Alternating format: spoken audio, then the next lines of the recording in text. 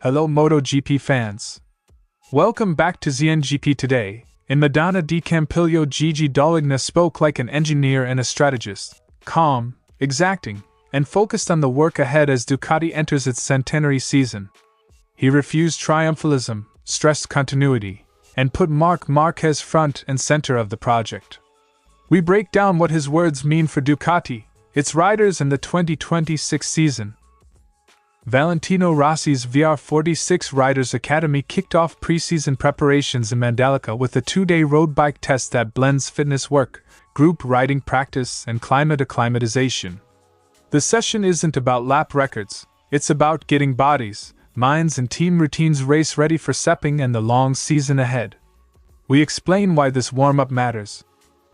Valentino Rossi's VR46 presentation in Rome didn't just unveil new liveries. It dropped a clear signal into the 2027 transfer market. Between hints, managers' soundbites, and Ducati's cautious replies, the paddock is already moving. We unpack what Rossi, his team, and the market are really saying. Don't forget to click subscribe button and the bell icon for MotoGP news update.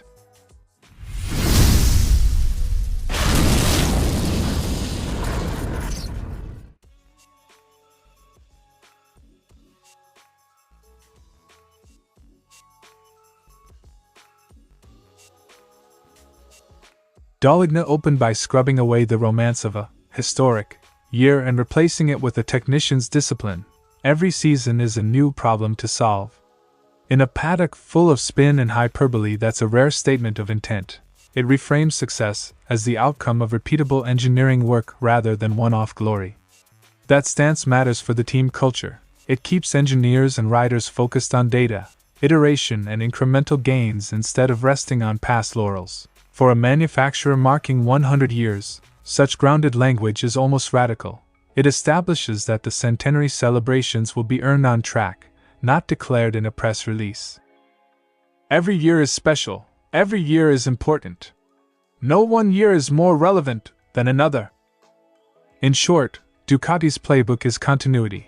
Keep refining, keep testing, keep the pressure on the detail. The paddock loves to invent drama. 3 different bikes for 3 riders, whispers go, but Dall'Igna shut that down. His message is practical and resource-conscious. The GP26 is a single architecture tailored by small, targeted adjustments for individual rider needs. That approach protects development bandwidth, reduces complexity in testing, and avoids fragmenting telemetry into impossible-to-compare datasets. For riders it means stability, the same baseline, with measured personalization. For engineers it means clarity, one coherent development path rather than competing forks. They're not going to work on 3 bikes. Translation: expect nuanced setup windows and prioritized upgrades, not 3 parallel design programs. That disciplined focus is a core reason Ducati has repeatedly turned marginal gains into championship advantage. Contracts at this level aren't handshake affairs. They're multi-layered negotiations that touch sporting strategy, brand identity, and long-term planning. Dall'Igna echoed Marc's own measured language. The deal is almost done, but final details remain. That 9 out of 10 zone signals agreement on the big points: length, intent, mutual fit, while acknowledging the small, and often legally thorny, points that require patience. From a competitive view, securing Márquez quickly is both a stability play and a market signal. It lets Ducati lock its headline driver and move on to focus fully on bike development and the second rider puzzle. What Marc says is correct, 9 out of 10. We are definitely very close. The takeaway: renewal is a strategic priority, but one handled with the same precision Ducati applies to chassis maps and aero runs. Numbers and podiums matter, but Dall'Igna highlighted something less quantifiable: fan allegiance. Saying, "Ducati fans are with Marc," is not just PR, it's an observation about identity. Márquez carries history, drama, and a narrative of comeback that resonates beyond results. That emotional capital helps the brand in sponsorship, merchandising, and the sports storytelling. It also smooths the internal politics of having 2 superstars in the same garage. When the crowd's energy supports the rider, the team's job is easier because external pressure becomes shared momentum rather than fractured loyalty. I think Ducati fans are with Marc. In effect, Dall'Igna says Ducati's success is technical and cultural. The fans' embrace of Márquez is a strategic asset as much as any development line. Dall'Igna's message was clear and consistent. Engineer the margin, avoid distractions, secure your leader, and harness everything that makes Ducati strong, including the fans. For 2026, that translates into a tight development plan around the GP26, an urgent but careful push to finalize Márquez's renewal, and a culture that prizes steady progress over headline theatrics. If Ducati's century is to be celebrated with trophies, Dall'Igna's low-noise, high-discipline playbook is exactly the kind of blueprint that wins races, and then quietly moves on to win the next one. Mandalika is more than a holiday cruise for stars and prospects. It's the first audible click in the season's gearbox. Riders use road bikes to rebuild feel, reacquaint themselves with pack riding, and shake out any physical rust before the official MotoGP shakedowns begin. For many, the first days back on two wheels are the best temperature check of off-season training, heart rates, reaction times, and small positional tweaks that can make a big difference later in a MotoGP cockpit. The countdown to the 2026 season has already begun. That sentence captures a simple truth. Even when the calendar still shows winter, the real clock for race preparedness is already ticking. These street bike miles may look low-grade compared with factory tests, but they're high value for confidence, team cohesion, and the tiny muscle memory fixes that prevent mistakes under race pressure. Choosing Mandalika is deliberate. The island's brutal combination of heat, humidity, and mixed corner types forces riders to confront the same physical and mental stressors they'll find in Sepang and Buram. This isn't risk-free fun. It's a controlled stress test where hydration, cooling routines, and sensible pacing are practiced alongside group discipline. For younger riders, it's also a classroom in patience. Learn to manage fatigue, and you stay sharp when it really counts.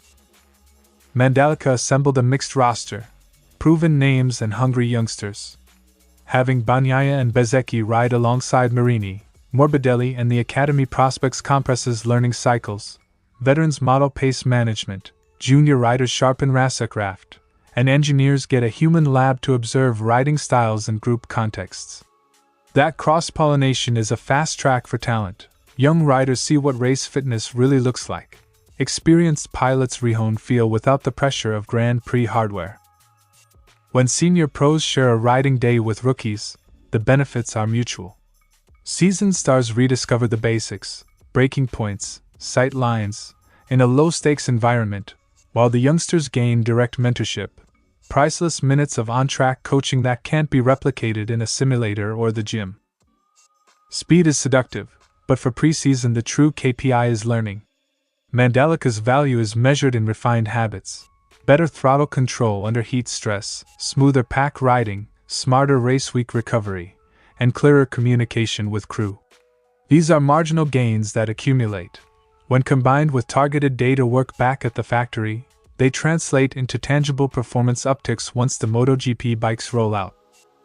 The true value of these days in Mandalika isn't the speed itself, but rather the lessons each driver can learn from the experience. In other words, expect no headline lap times here, but expect riders to return to Sepang more prepared, physically sharper, mentally tuned, and better synchronized with their teams. Mandalika is the warm-up.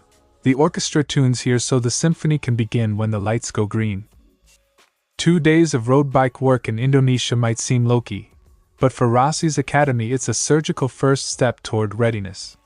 With veterans guiding the youngsters and all riders tested by climate and camaraderie, Mandalika has set the starting line for a season that begins in earnest in Sepang.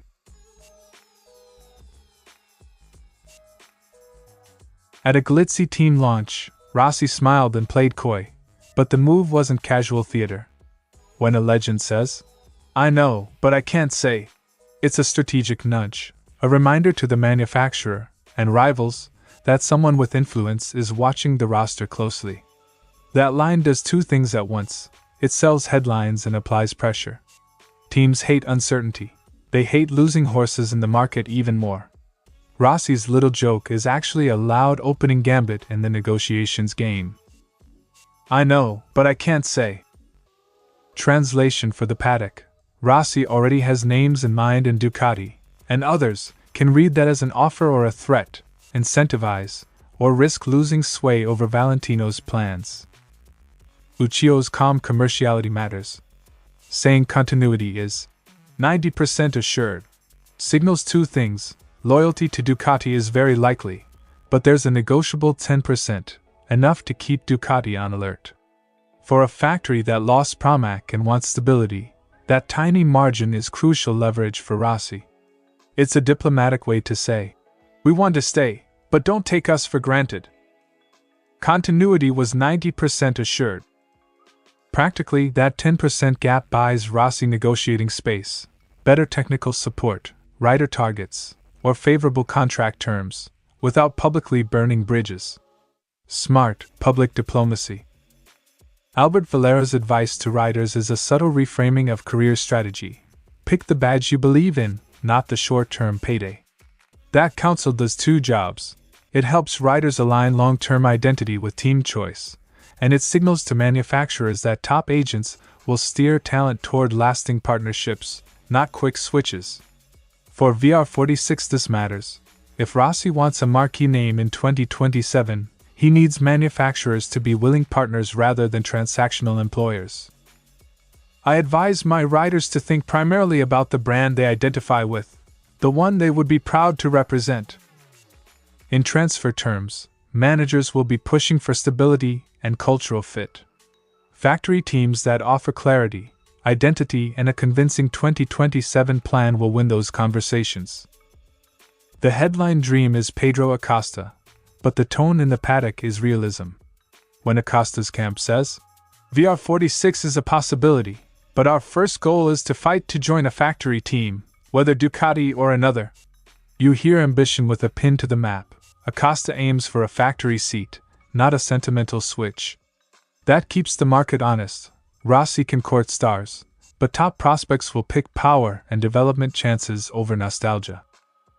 VR46 is a possibility, but our first goal is to fight to join a factory team, whether Ducati or another. Which means VR46's route to top talent likely runs through offering factory-level pathways, or top-tier development plans. If Ducati keeps two factory slots tied up, VR46 will need Plan B, and the article already names Aldeguer and David Alonso as realistic, high-ceiling options. Short version, Valentino's hinting, Lucio is keeping the door open, managers are thinking brand first, and top young talent is prioritizing factory seats. The 2027 market isn't distant, it's already a chessboard. Expect jockeying, early moves, and a lot of I know, but I can't say moments before the season even hits Sepang. Thanks for watching ZNGP Today, and this is your Moto GP news update. And see you next time!